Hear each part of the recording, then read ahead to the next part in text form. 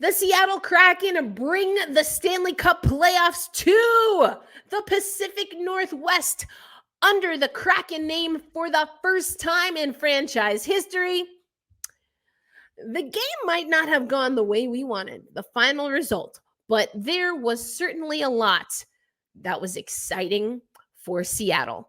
I have a special guest on this Monday game day episode of Locked On Kraken. From the depths of the standings in year one to the base of that playoff mountain in year two, the Seattle Kraken have clinched their very first spot in the Stanley Cup playoffs.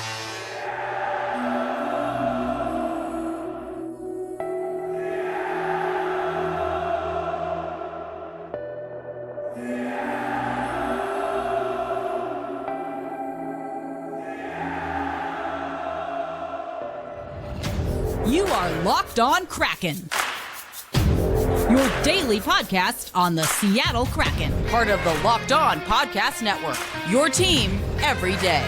We are the Seattle Kraken.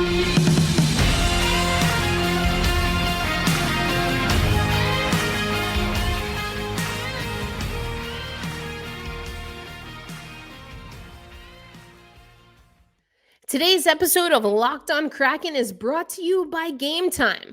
Download the Game Time app, create an account, and use code LOCKEDONNHL for $20 off your first purchase. With Allison Lucan, we're going to talk a little bit about what the atmosphere was like in Climate Pledge Arena from her perspective, talk about what she saw out of Game 3, and look ahead to tonight's game, also at Climate Pledge Arena. And then overall, what she believes, other than win 4 games, the Seattle Kraken need to do to take this series. Let's head over to my conversation with the amazing Alison Lukan. Once again here with Allison Lucan. Now, other than other Locked On hosts, you might be the guest that has made the most appearances. And honestly, I'm here for it. I'm so here for it. Thank you for joining us on Locked On Kraken. Well, I am here for it too. You know, I am such a huge fan of your work in all areas of sport, including off the court, field, and ice. So always here to talk with you and your listeners. We love you. Oh, well, thank you so much. And the feeling is mutual. I know when I was in Seattle, I couldn't stop gushing about everyone. I mean, it's just such a great community that the Seattle Kraken has built. And that extends to the media corps who cover the team outside of people like yourself who are doing that on the broadcast. You're travel with the team as a writer. And so that's where we wanted to start, Allison, with your experience now with the Seattle Kraken franchise in its second season. What was it like Game 3 walking into the arena?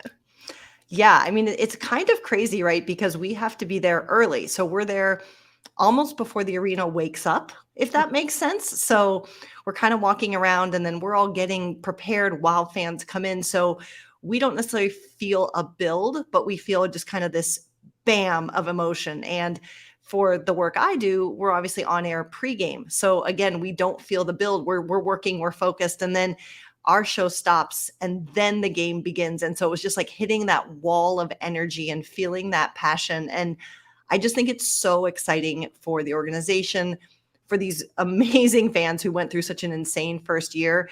And to have the game that we had. Now, it obviously didn't go the Kraken's way, but there's so many smart hockey fans in Seattle, but for those who haven't experienced NHL playoff hockey, to have a game like that gave you a little taste of everything. And I think that was awesome for it too. Wow. Yeah. And I love that. And yes, the media and broadcasters, obviously team personnel arrive. I found though that sometimes just that quiet before the storm is in and of itself kind of like chill inducing, because you know that things are going to be totally different. As you said, like by the time the lights come on, and to your point, you don't get that build. So it's like quiet and then right into the show. Yeah, 100%. I find too, one of my favorite times is the quiet after. Win or lose, like kind of being in that arena after is just, you feel things settle. You feel the energy kind of close on the story. And I also think For me too, it's an important time because you see all the hard work that starts right then to get the arena ready for whatever is next at the venue. And those are some of the hardest working people in our business. And to just see them work and to see them smile and to say thank you, that quiet after is pretty special to me too. Yeah, I'm glad you mentioned that for sure, because I'm sure writers can attest. Yeah, sometimes we are in there after, to the point where they're like, "Hey, love you, gotta go."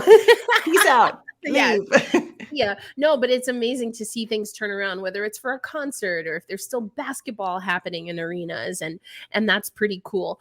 All right, so game 3, you alluded to it, obviously not the way the Seattle Kraken wanted things to go down, but we're talking immediately after, the day after the game, and this will go live for Locked On Kraken fans the day of the next game. Game 4. So why don't we just first start with game 3? So many different storylines, but what was your favorite storyline coming from Kraken camp heading into game 3? Heading into game 3, well, I think it was just watching how this team would introduce playoff hockey to their fans, and on the serious side, how they would handle managing that emotion tactically. We all know the narrative that the Kraken have not played as well, or maybe I should say gotten the results at home as much as they have gotten on the road. And so to see how they would respond when there's so much coming at them that has nothing to do with the actual X's and O's was very interesting to me. And we also knew what was going to be interesting. This is a time of year we don't know what lineups are going to be. And so to see how the team responded to the absence of Morgan Geekie, who was out, understandably, for the pending arrival of his first child, that was going to be an interesting storyline for me too. Yeah, for sure. And then Jesper Froden stepping in there. His first playoff game happens with the Seattle Kraken. So now let's talk about those lineup changes and some things that we saw in game 3. Outside of just Froden slotting in and other things here and there, what did you see now looking back, retrospective, that really stood out to you from a statistics and analytics perspective in game 3? Yeah. And, I want to start off too by saying, that was a game of ups and downs for sure. And right now the Kraken are behind in the series, but they're not too far behind. And I have been impressed. I was talking to my partner earlier today about how I think, honestly, this has been the best series of the playoffs to date, just because it's two great teams playing great hockey. So when I say these things, I don't want anyone to think I'm saying, oh my gosh, these are terrible signs of horrible things to come. But I think the two things, there's 3 things that stand out to me. And I think the first is the lack of the Kraken power play to convert. It has looked discombobulated more so than it ever has. It's usually organized. It just maybe couldn't score. So it's looked discombobulated in this series. And particularly, of course, those 2 shorthanded goals against really hurt the Kraken early. Second thing that stands out for me is rush chances. That is the narrative every time these two teams get together. And this was the first game, in my opinion, all regular season and all postseason, where the Kraken really kind of struggled holding that back. In fact, the Avs had 11 rush chances, which is a really high number, the highest of any time these two teams have played this season. I think the Kraken had maybe 1. So I think that is another statistical thing that stood out to me. And the third and final one, if you were watching our broadcast, we've been talking about it, is Colorado's ability to convert off of faceoffs into goals. In fact, they're one of the top 3 teams in the regular season in terms of being able to do that. So again, these things I'm watching are things that we already knew the Avs were really, really good at. It's not like the Kraken are falling down on the job, but this was a game where 3 things where the Avs can really excel. They were able to find a way to push past the Kraken's opposition to that. And so that's where I hope to see the Kraken improve going into game 4. Yeah, for sure. I think you really gave us a lot of things that we've been talking about, of course, here on Locked On Kraken. Definitely because we listen to the pregame and postgame that's happening over on Root Sports. Coming up, yeah, of course. We always miss the crew, and you know what? It was interesting. Because obviously you always want to hear your home team broadcast. You're familiar with them for big moments, and just the way that the season ended for Seattle, there were some pretty big moments that we didn't get to hear from the Root Sports perspective. But thankfully, we have Dave and Everett who are holding it down for sure. Thank goodness. Yeah, and still have some amazing calls that have come from that. So, and coming up later on the show, I want to talk to you a little bit more about what the transition from season 1 to season 2 has been like for the team, but then also for you and your growth and development and all of the different roles that you hold. So we're gonna do that coming up, and then get into a little bit more of not just what we saw in game 3, but what we think will be important in game 4 coming up tonight. This episode of Locked On Kraken is brought to you by Game Time. Now, we've all been there. You're in a city, or maybe you've got friends who are visiting and you have to figure out what to do. Or you just found out your favorite artist is in your hometown one night only and you don't have tickets. Well, you can buy tickets to your favorite events without the stress, and that's where the Game Time app comes in. It's the fast and easy way to buy tickets for all the sports, music, comedy, and theater near you. You can find flash deals, last-minute tickets, and they're easy to find and buy tickets for every kind of event in your area. You will get images of your seats before you buy, so you know exactly what to expect when you arrive. You buy tickets in a matter of seconds. 2 taps and you're all set. The tickets are sent directly to your phone, so you never have to dig through your email. That, my friends, is definitely a bonus. So snag tickets without stress with Game Time. Download the Game Time app, create an account, and use promo code LOCKEDONNHL for $20 off your first purchase. Terms apply. Again, create an account and redeem your code LOCKEDONNHL for $20 off. Download Game Time today. Last minute tickets, lowest price guaranteed. All right, Seattle hockey fans, still here with the amazing Allison Lucan, who, in addition to all of the things that she does in and around the Seattle Kraken hockey team, is also one of the co-hosts of Too Many Men podcast, which we love. I love also just how the fans have absolutely embraced the podcast. It's been amazing to hear 3 women talking hockey. You know, that is near and dear to me. But we're going to get back to Seattle Kraken hockey just for a minute here. So we talked a little bit about game 3. We have game 4 coming up. And yes, power play stood out to me. You talked about rush chances. Again, not just in this series, but against these 2 opponents and faceoffs. So now one question that we've been getting a lot here and have been trying to figure out how this fits into the just scheduling of a playoff series, the franchise first playoff series, is practice. Because some of the things that you maybe want to refine have enough time realistically to hold practices. I know some people have wondered, what does the scout for the opposition look like if you are holding those skates and things of that nature? So we know that at the day that we're recording, that Dave Haxtell did speak to media, but as far as I know, the team didn't hit the ice with an official practice. So what are things that the Kraken is doing if they're not refining things on the ice to then make some of the adjustments that they need for game 4? Yeah, that's a great question. And I think you're spot on in that there's not a ton that a team can change right now. And in fact, they shouldn't. You know, you hear Dave Haxtell and the players talk about, we just have to keep doing what we're doing, because when you're playing at that speed with that level of skill, I know it's cliche, but you don't have time to think. You don't have time to think, oh, today I'm supposed to go left when I've always gone right. It has to be muscle memory. So it has to be something that just comes readily to you, just like the way that maybe you always use a left hand to pick up a pen or a pair of scissors or what have you. So, you know, again, I don't think that what the Kraken want to do or improve are things that are very far off or need to be these huge tactical changes. So I'm certainly not in the room, but what I would expect that the coaching staff and the players are doing is looking at video and saying, remember, here is where we've always talked about, for example, defenders having a good gap on an opponent.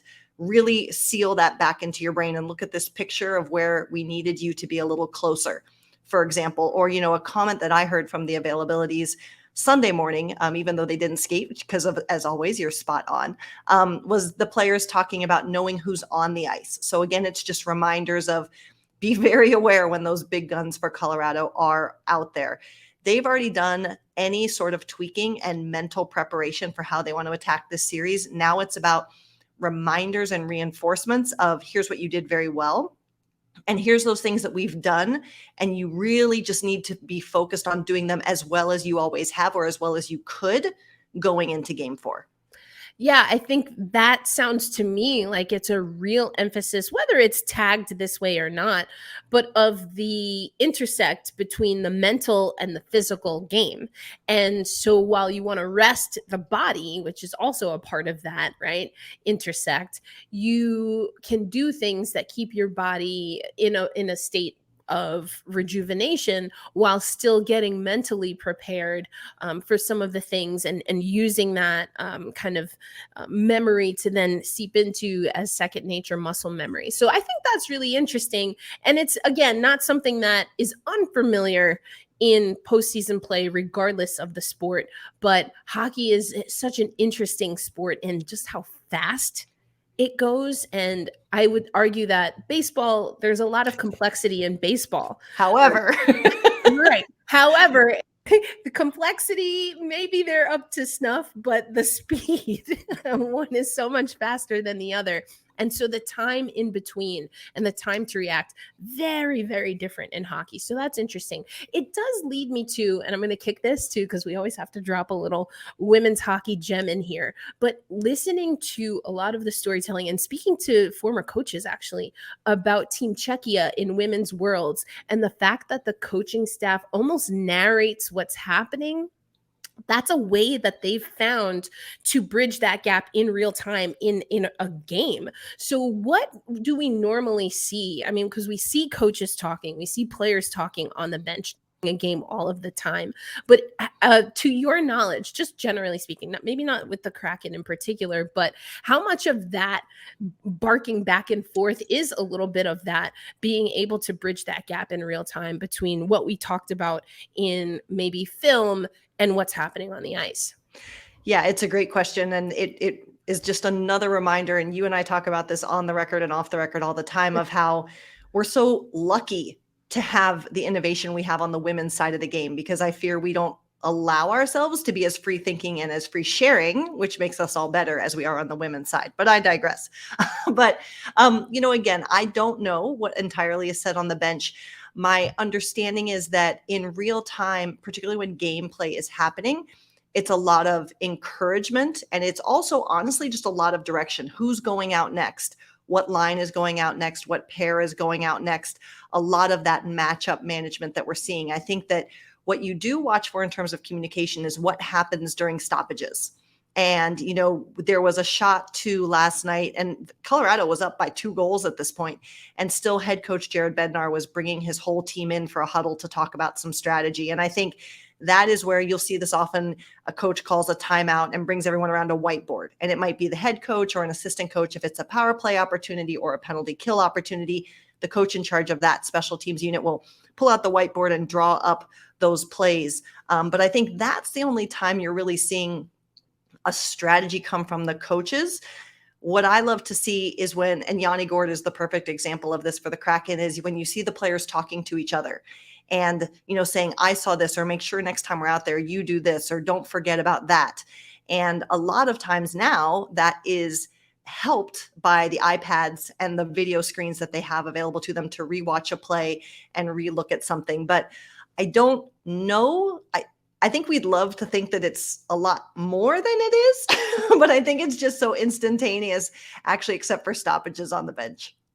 Yeah, that makes a lot of sense. Again, it's just one of those things that as the sport innovates, especially as you mentioned on the women's side, and we see how a group like Czechia is looking to close that gap, which for those who are maybe not as familiar with the women's game is still very much the presumptive favorites and have earned that spot for 1 and 2 are the United States and Canada.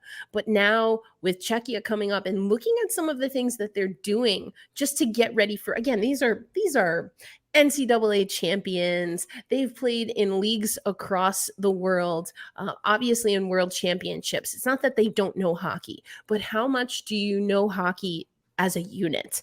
And that's another storyline, I think, Allison, that has come out of this matchup in particular, the defending champions versus the rookies in the first round of the 2023 Stanley Cup playoffs. So I want to talk a little bit about that and get your thoughts on what Seattle is going to do, might look to do in Game 4, which is coming up tonight. But first, I want to hear a little bit about your journey. It's not always that I get to, speak to an analyst and writer who's following their team on their first journey into the playoffs. So we're definitely going to talk about that and then close the show with, I don't want to call them predictions, but just some things to watch out for in Game 4 happening later tonight. Thank you to the everydayers. We appreciate you making Locked On Kraken a part of your daily routine. We bring you your team every day. And I know I mentioned this before, but you can also listen to your favorite teams, including, of course, the Seattle Kraken on the Sirius XM app. So you can use the SXM app and make sure you look for the hometown broadcast for the Seattle Kraken. If for whatever reason you are not at Climate Pledge Arena and you're not able to join us on the playback/YouTube watch party and live watch. So without further ado, let's head back to my conversation with the amazing Allison Lucan. All right, Allison, we're going to switch gears here a little bit and talk about one of my favorite topics. I don't know how you feel, but it's you and what you've been able to do with the Seattle Kraken organization. You have this really unique role where you are a part of the broadcast and making sure we're up to snuff with data-driven analysis, which we so much appreciate. But then also you get to do some storytelling for the Seattle Kraken, everything from their better halves to leadership, which we've talked about here on Locked On Kraken before. So year to year, what has been most exciting for you as someone with that proximity to the team in seeing how this Seattle Kraken team was able to get to their first playoffs? Yeah, it's been a fun but kind of insane second year. You think the first year would be the craziest, and I think in some ways the second year is the craziest because we've talked before. It's times of great success and it's times of great struggle where I think you can learn the most. And so, to your point, to be able to dig into the whys of the complete change in terms of how this team has been able to execute on the ice has been very rewarding. And I think that, and you know this because you've been on the road with us, that when you're with the team on the road, it's kind of a special little bubble in that you have a more unique opportunity to see the team in a different light. Maybe you have a little bit more time to talk to players because there might be fewer of us local media or Kraken specific media around. And you just get to do a vibe check, honestly, of what's going on outside of the same thing that you've always seen. So I think being around the team and being able to dig into it from a human side is what I have enjoyed the most on the writing side. And that goes into some of these stories that have absolutely nothing to do with numbers, but everything to do with the intangibles that really are important. And I think on the television side, it's definitely for me been oh gosh, now that you've done it, you see all the stuff you should do better and the things you want to do more of. So, I felt pretty good about my first year. And again, I can't thank enough the people, everyone at Root and everyone who's part of our broadcast team. You can look back now and realize how much they helped you and taught you now that you see all the stuff you figured out. But now I'm seeing just more opportunities to do better and more opportunities to do better by our fans and our viewers.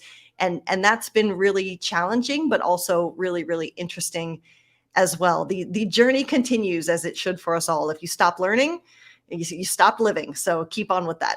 Hey, I love that. I absolutely love that. And again, I think that goes back to just, for me, what seems to permeate from the culture that the front office in particular has solidified and established, and the language that the staff has really embraced to do hockey, to do NHL hockey in particular, in a way that is familiar enough to the Pacific Northwest, and I want to get into that a little bit, obviously to NHL and hockey fans, but also expands that bubble in this beautiful way. And that's one of the reasons I quite honestly took this role. I wasn't necessarily looking to talk about the men's hockey on a daily basis, but the Seattle Kraken was intriguing in so many different ways, including that as someone who mostly spends summers in the Pacific Northwest, there is just an innate beauty in that area. And you have been able to bring us through now a new series to get to experience some of that, because you are not native to the Pacific Northwest. So what has that series along with Philson been like, and to again have players where you're doing all these outdoor activities in a place that's not native to you, but very much home to Seattle Kraken fans? Yeah, so I keep just thinking how lucky I am to have been part of the Uncharted series, and shout out to Philson, whose sponsorship and partnership made it possible. And shout out to the Kraken Savannah Hollis, who has really fostered this idea into reality I think I know our first conversation was over a year ago about bringing this to reality. So those people deserve a ton of credit. But I do love to be outdoors. I do a big backpacking trip every summer. So it has been great. I've actually conned my backpacking group. Our trip this year is in the Pacific Northwest. So we're bringing them out here too. But no, I think it's important to do this series to introduce people to the area first and foremost, because we always hear the narrative, right? Oh, it's gray, it's gloomy, it always rains. And there's a lot of different stories to tell other than that assumption. And that's not really what it's like out here. It's beautiful out here. And it's amazing in that you can be in the city and in 10 minutes, that's something Alex Wenberg and I talked about. You're 10 minutes away and you feel you're completely removed from reality and you're in beautiful nature and seeing a waterfall. We're so lucky to have such a diversity of natural opportunity. That's been really cool to tell. We have one more coming that I think people will like. But I think too, a huge thank you and kudos to the players who have participated, because this is not an insignificant amount of time. And to make it look great, we also have to sometimes do things 2 or 3 times. And they're not actors by choice.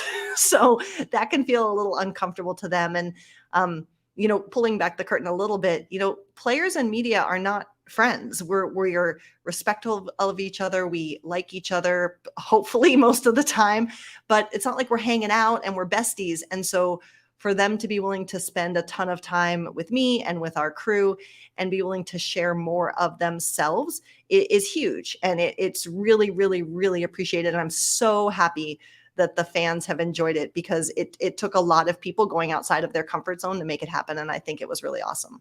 Wow, you pulled the curtain, a little bit so people could see the wizard at work. Yes, sometimes it takes multiple takes.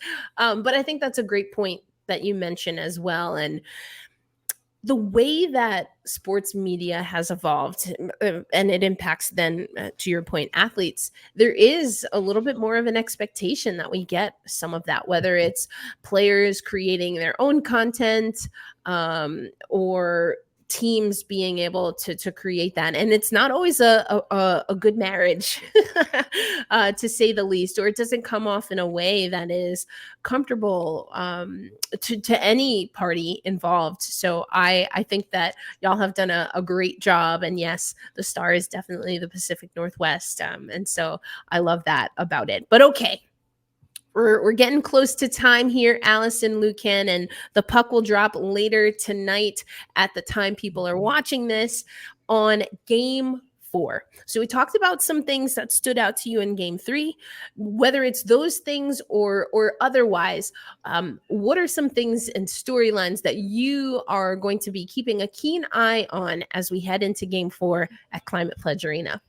Yeah, I think this is one of my favorite things about the playoffs. Is I said this on our post-game show after Game 3, but if you lose a game, or even in any professional arena that any of us work in, if something doesn't go the way to plan, often you have to go, I wish I could have done it better. And you don't have an opportunity to redeem yourself, so to speak. And that's one of the cool things about playoff hockey, is that you get a chance. So first and foremost, I'll be looking for that mindset right out of the gate of the Kraken coming out with confidence and coming out with assertiveness, and remembering that They are a really good team that got themselves to 100-point season and deserve to be in the playoffs and are hanging with the defending Stanley Cup champs. I think tactically on the ice, we've talked about special teams, going to be watching those for sure. But I think something that was missing for me in game 3 that I think would solve a lot of the challenges from game 3 is that the Kraken, particularly in games 1 and 2, could really set up and hold the zone offensively. And the best defense can sometimes be a good offense. And if Colorado doesn't have the puck, they can't challenge you and score. So I'd like to see the Kraken be a little bit more assertive, hold the zone for longer periods of time, get some second and third chances. I think that will not only hopefully lead to goals, which is what matters most, but also lead to some confidence. And again, if you put this team on pure defense, and by that I mean Colorado, I think you might be able to exploit some opportunity there. I like this. There's so many things that you hit on that we've been talking about, and the everydayers who listen to Locked On Kraken Monday through Friday can definitely pick up on some things. And they probably know what I'm about to ask next, which is a question about physicality. First of all, as someone who's just like glancing in, popping in and out, particularly the Toronto and Tampa Bay series, because they're almost always right before us. But it seems like the physicality in this first round of the playoffs is on another level. And I don't know that that's necessarily a good thing. But for a Seattle Kraken team, I've called them spry, blue collar type. That's not necessarily our game. We're not going to let our teammates and our skaters be bullied. That's for sure. But I wonder if sometimes that energy, especially in this series against Colorado, has taken the Kraken away from some of what they want to do with more consistency. What's your take, just generally speaking, on the physicality and how Seattle can react and respond to that, but also dish it out? Yeah, it's a great question. I could talk about this for days. Just like positionless hockey, Erica, we're going to have to come back to this one. But, again, I was talking about how earlier I was saying that I thought this was truly the best series. I also love the Kraken Colorado series right now because honestly, and we're all seeing the headlines from all the series from Dallas, Minnesota, all of them, but this series doesn't have that controversy. It doesn't have that bad hit. It doesn't have that controversial injury. So even though, and I think to your point, it's really, really interesting to note that even though you're playing against the defending Stanley Cup champs, who, in my opinion, have one of the best front offices and truly analytics departments in the league, if not in sport, they're a team that plays physical, but they're not doing, I'm saying this to be extreme, but they're not gooning it up either. These are two teams that are using, if you watch particularly games 1 and 2, Colorado could not get into the attack zone. And that is because the Kraken were challenging them physically every time they tried to enter. Or if the puck got into the zone, they were taking it away. This Kraken squad isn't huge, let's be honest. They're not a team that can throw their bodies around all day, but they use their bodies in defensive positioning to change the flow of the game. And I think it's a really important statement that one of the best teams and the very best team last season is playing a similar game. Now, they may have some bigger bodies and there have been some big hits for sure, but no one's saying that just physicality for physicality's sake is part of the answer to winning this series. I love it. You spoke so much. That's like, this is not the only reason, but definitely one of the reasons why I am enjoying this series, because it's familiar.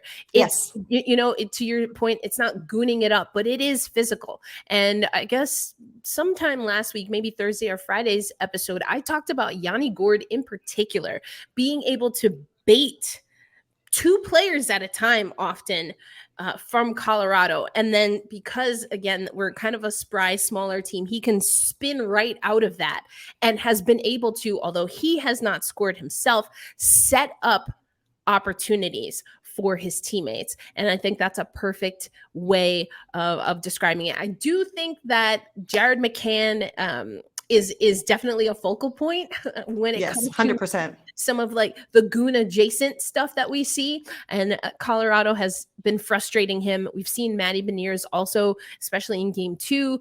I don't want to say fall victim, but definitely be a target in that way. And so I'm very curious to see how those players in particular change. But I think the prototype for how to use that to your advantage, in my opinion, from watching the first 3 games, has been Yanni Gourde. He's just so smart. And also, he'll sass it up with anyone on the ice and laugh about it. So, yep, exactly. You always see that. And you're so right, Erica. Like we describe him as spicy. We describe him as aggressive, and he is all of those things. But it's because he's got an active stick. Smart. It's because he will go in and fight for the puck. It's not that he's throwing his body around. He will frustrate you with his body positioning, with his stick, with his energy. But it's not just, I'm going to hit you. He's such a smart, important player. Smart. Yeah, absolutely. Absolutely. Well, okay. We're going to have to see how Yanni Gourde and company fare in game 4. But I want to think the series, because we know we're going at least 5. We don't know what's going to happen in game 4. So fill in the blank here for us, Allison Lucan, as we close out this Monday show. The Seattle Kraken will win this series against Colorado if. They will win the series against Colorado if they win 4 games. No, I'm just kidding. Just kidding. No, I think that's our show. No, I think they will win this series if they can limit rush attacks and the penalty kill and Philip Grubauer stay at the level at which they have been performing. Yeah, all of the things. We didn't even get into Gruby yet, who I think has been playing a really great game. But to your point, I think we saw in game 3 that the Seattle Kraken can do a little bit more to make sure that Grubauer doesn't have to absorb as much and put up such a heavy workload for the team. All right, well, we're going to have to make sure we tune in to Root Sports. And of course, always check out what's happening over on NHL.com/Kraken for your work, Alison Lucan. But thanks once again for joining us here on Locked on Kraken. Well, thank you. You remain the consummate pro. You do so many things to the most elite level. And I will put a little teaser, because this is something we've talked about. We may be seeing Erica on Too Many Men sometime soon as well. So watch for that. All right. Love it. Yes. Can't wait for that. The gang back together again. Well, Allison, enjoy the game. We'll be listening. We'll be watching. We'll be reading. And until we get you on the show again, be well and enjoy the Pacific Northwest. Thank you. Love you, my friend. Love you. We appreciate the everydayers. You make Locked on Kraken a part of your daily routine. Thank you for those on YouTube who comment and on social media. You can follow us at Locked on Kraken. The everydayers, you know, we've been talking about a few things here and there, and Alison Lukan has addressed some of them. But there's one thing I wanted to make sure I asked Allison, and that was about this bully ball hockey that I've been seeing. I'm going to let you hear what Allison has to say about it and why maybe, just maybe, I was overreacting. Does that happen often? No. The answer is no, right? Anyway, let's get back to my interview with Alison Lukan. It's a game day, Seattle hockey fans. You heard from the amazing Alison Lukan joining us on this Monday episode of Locked on Kraken. But tonight, it's the Colorado Avalanche and the Seattle Kraken once again at Climate Pledge Arena. We didn't get into this with Allison, but once again, stick taps to the Seattle Kraken, making sure that Andy Ide was a part of the festivities and that his family felt just how important he was to so many people in the Seattle and Greater Pacific Northwest hockey community. So I loved that, loved the energy. I talked about it on playback, but there were some really nice swag bags that the media got. I'm jealous that I wasn't able to be there, but you know, there are other things that I was able to participate in that some media don't. So you take the good and you move on. Tonight, 10 p.m. Eastern time. So of course that is 7 p.m. Pacific.